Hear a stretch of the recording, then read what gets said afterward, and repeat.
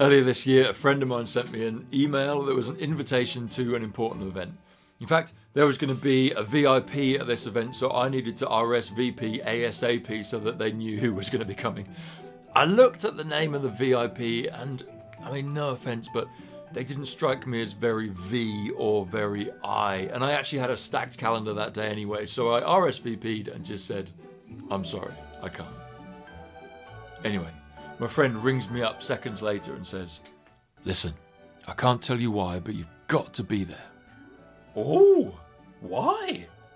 I said, I literally just told you I can't tell you that, said my friend. Anyway, they crumpled under my interrogation techniques and quickly told me that the reason that the party had to be secret, the reason the event was important was because the king was coming and wanted to meet me. Or St. Mark's Meals, but importantly me. The king's coming? Well, that changes everything.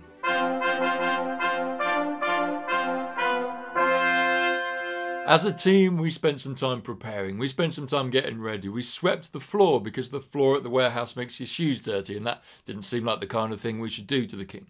We turned all the tins on the shelves around so that you could clearly see the labels so he knew whether it was peas or baked beans in case he felt a bit peckish during the tour.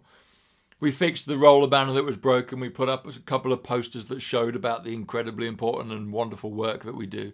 We made sure we'd brushed our teeth really, really well, and we put on our best shoes, because you do when somebody important's coming. And whether you're a big fan of the monarchy or not just isn't the point. If somebody important is coming, will you spend some time preparing and getting ready?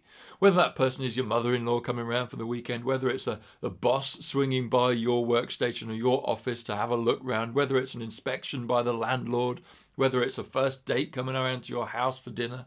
Do not invite people over for the first date. If somebody is important or worthy of dignity or honour or respect, or you just want to show that you value them and like them, well, you prepare.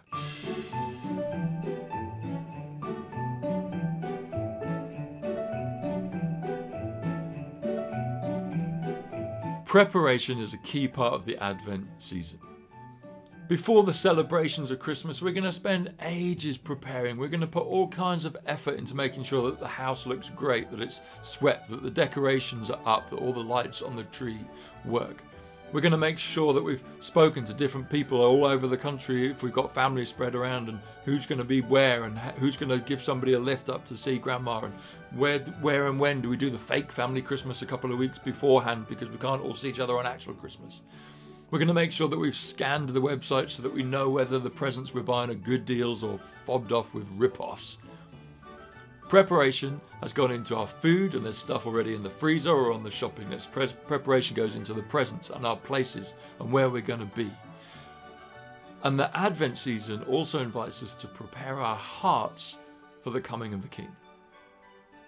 This is the call of John the Baptist, the slightly crazy cousin who goes ahead of Jesus and says to everybody the same message that the prophets have been saying for years in the Bible story. Prepare the way. Get yourself ready for the arrival of the King. That might mean rejecting cynicism and hatred. It might mean shunning yourself from pride or prejudice. Wait, that's a great name for a story. It might mean polishing up your humbleness, if that's even possible. It might mean making sure there is no self-righteousness in you. It might mean just pausing and taking a breather and shunning and sweeping away busyness, because everything's just got on top of you and Christmas is going to be here and you haven't had a moment to think about it. When somebody important is coming, when a baby is soon to be born, you get the nursery ready. There is a preparation that goes into it. Well, the Advent invitation is to prepare your mind, your heart, your soul, your spirit. Maybe it's lighting a candle, maybe it's going for a walk, maybe it's reading the Christmas story, maybe it's listening to an old carol, whatever it is. I encourage you to carve out some time and make sure that you're ready. Because, and whisper this, don't tell anybody, the baby's on his way.